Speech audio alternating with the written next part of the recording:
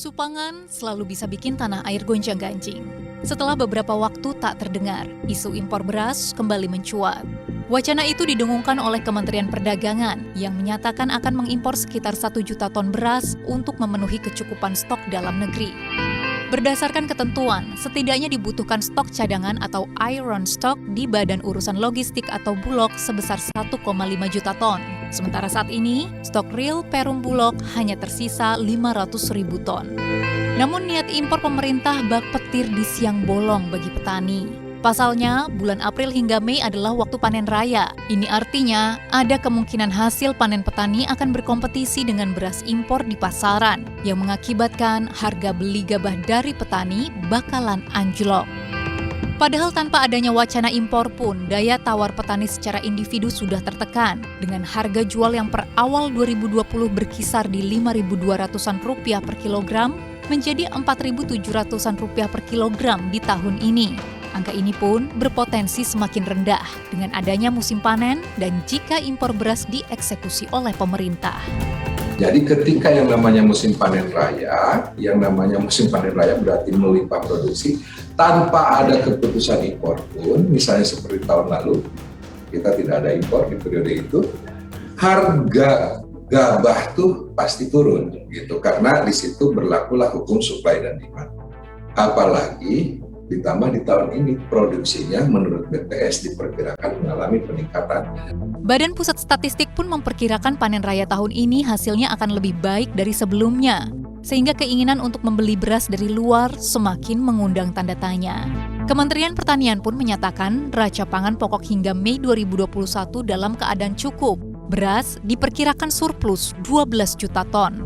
Neraca pangan pokok sampai bulan Mei 2021 diperkirakan dalam keadaan cukup. Beras diperkirakan surplusnya di atas kurang lebih 12 juta ton. Begitu juga jagung surplusnya masih 2,40 juta ton, 2,4 juta ton. Khusus beras surplus yang terjadi karena pada Maret, April 2021 ini memasuki panen raya. Bulog pun menolak kebijakan impor yang didengungkan pemerintah. Pasalnya berdasarkan pengalaman sebelumnya, beras impor justru tak terpakai dan berangsur membusuk di gudang.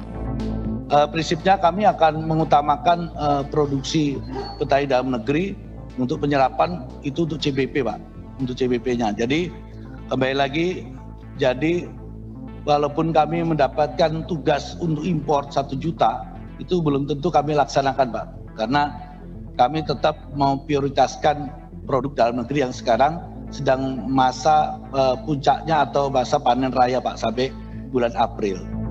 Namun Menteri Perdagangan Muhammad Lutfi tetap pada pendiriannya. Bahkan ia siap resign jika perhitungannya soal impor beras salah. 100.000 dikurangin sama beras tahun 2018. Kalau beras 2018 itu antara 270 sampai 300.000, artinya Bulog hari ini bisa cadangannya di bawah 500.000. Itu yang saya takutkan.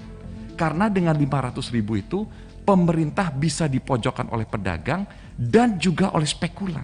Itu yang saya bilang, saya mesti memikirkan yang tidak terpikirkan. Saya mesti mengambil keputusan kepada keputusan-keputusan yang tidak populer. Saya hadapin, Pak. Kalau memang saya salah, saya siap berhenti. Ini yang menjadi perhitungan sang menteri. Selain iron stock yang jauh dari batas minimum, jatah pengadaan dari gabah petani sejauh ini baru mencapai 85.000 ton. Padahal targetnya adalah harus sudah mendekati 500.000 ton. Dengan waktu yang masih tersedia, pemerintah dapat mengamankan cadangan beras yang dikirim dari mitra dagang selama ini, yaitu Pakistan, Vietnam, Thailand, dan Myanmar. Mendak pun berjanji tidak akan ada impor selama panen raya berlangsung. Urusan perut memang sensitif, apalagi di negara seperti Indonesia, di mana isu pangan berdampak luas dari sisi ekonomi, sosial, hingga politik. Keputusan untuk impor atau tidak beras dari negeri seberang bagaikan buah si malakama. Karena jika diimpor, sudah pasti akan memukul petani lokal. Namun jika tidak, maka berpotensi mengerek inflasi yang selama ini diagung-agungkan pemerintah karena mampu terjaga selama pandemi. Salah perhitungan saat memilih tak impor beras dapat menimbulkan gejolak politik. Lalu bagaimana selanjutnya? Benarkah permintaan beras dari hasil panen petani akan tetap terjaga? Dan tidak impor hingga masa panen selesai? Kita tunggu saja.